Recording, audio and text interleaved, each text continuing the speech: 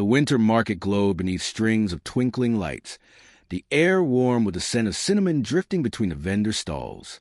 Snowflakes fell gently onto the cobblestone square, softening the evening around families bustling with bags, laughter, and rosy cheeks.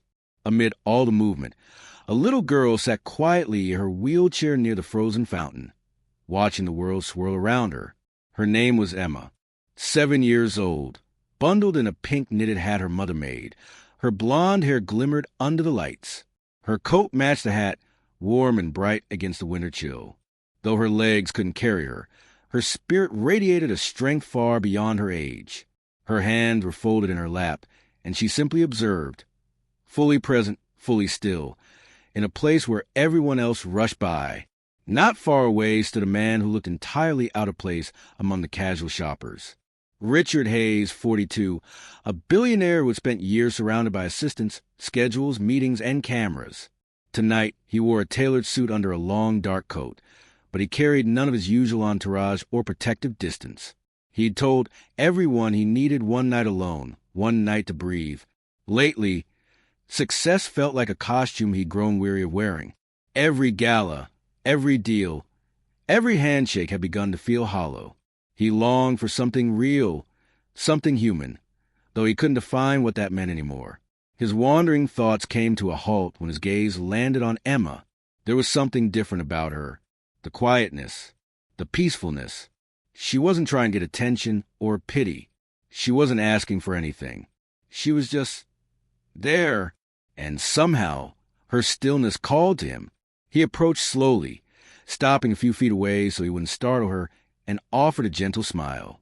"Hello there," he said softly. "That's a lovely hat you're wearing." Emma looked up with bright, calm eyes. She smiled back. "Thank you. My mom made it for me."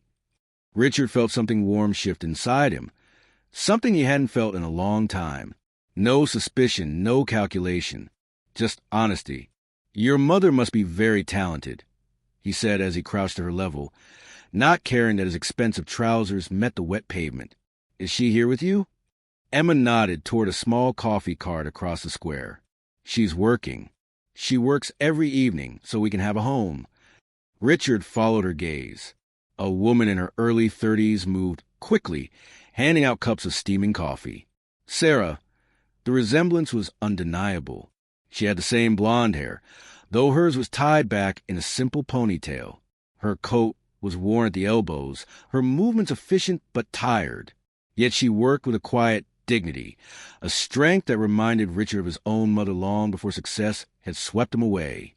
"She works very hard," Emma said proudly. "She's the best mom in the whole world." Richard smiled softly. "I can see that. You must be very proud of her." "I am," Emma said. Then her voice lowered. "Sometimes I wish I could help her more. She gets so tired." Richard swallowed. He'd been thinking about children a lot lately. The emptiness of his massive house, the silence echoing through its halls. He had met with adoption agencies, browsed files and reports, but none of it felt meaningful. It felt like paperwork, like selecting rather than belonging. But sitting here with this bright, wise little girl, he felt something real.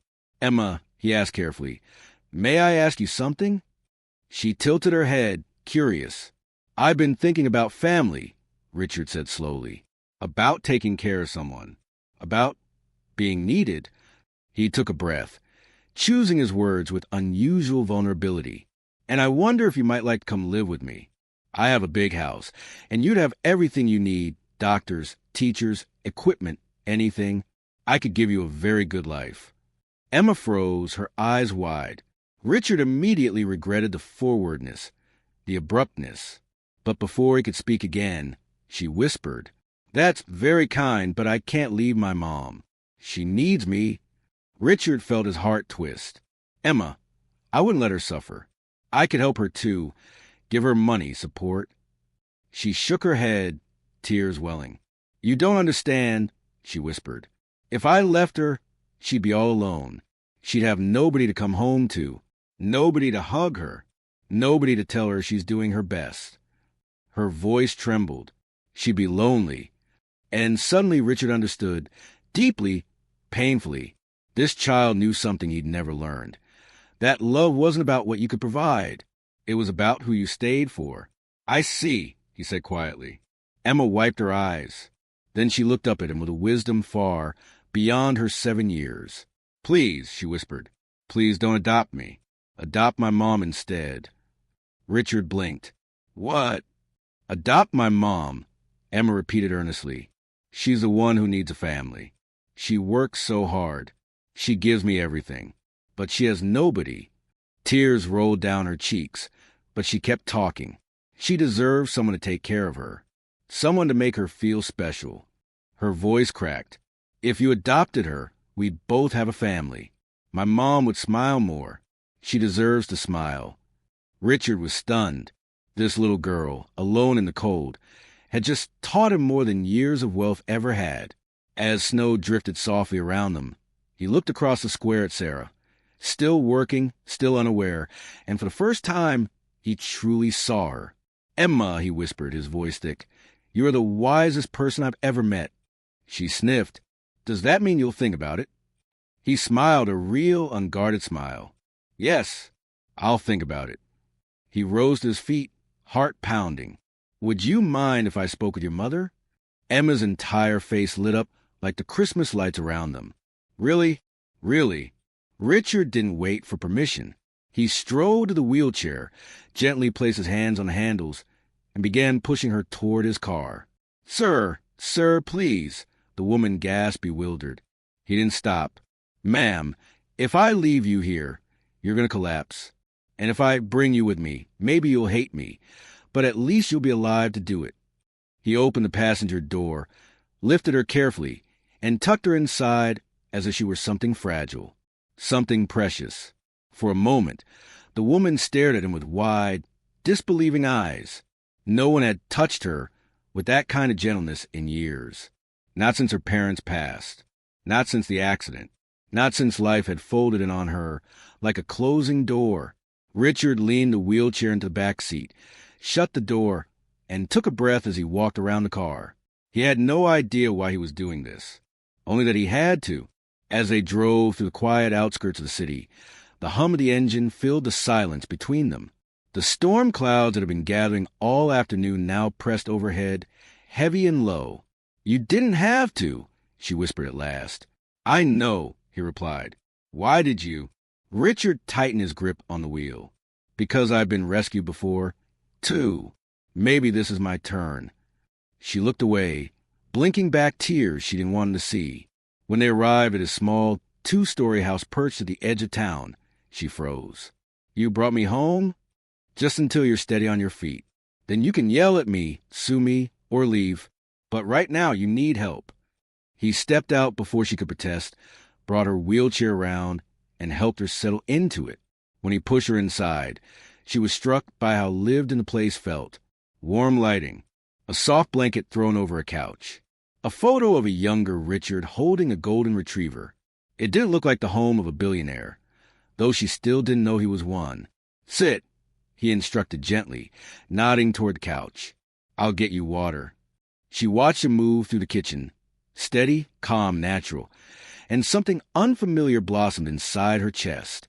A feeling she hadn't allowed herself in a long, long time. Safety. You never told me your name, Richard said quietly when he returned. Sarah, she whispered. I'm Sarah. He smiled. Nice to meet you, Sarah. She felt warmth creep up her neck. And you? What's your? But before she finished, her eyes drifted toward a framed article on the wall, one she hadn't noticed before. Richard Vail, the billionaire with no interest in spotlight. She blinked. Her heart thudded. No, she murmured, staring at him. You're that Richard Vail? His shoulders tensed. I was hoping you wouldn't see that. Sarah shook her head, stunned. She had snapped at him in the market, blamed him, accused him. And he? Help her anyway. Why? She whispered. Why would someone like you stop for someone like me? Richard sat down across from her, elbows resting on his knees, eyes soft. Because money doesn't make you less lonely, he said. And kindness doesn't care about bank accounts. The words struck her harder than she expected. Over the next hours, Richard prepared soup, fixed her broken glove compartment-sized medical bag, and even tightened a loose screw on her wheelchair's right armrest. She watched him, confusion curling in her chest. It didn't make sense. People didn't help her. People didn't see her. But he did. When she shivered from a cold draft, Richard placed a blanket gently around her shoulders. When the pain flared up in her spine, he helped her adjust without saying a word.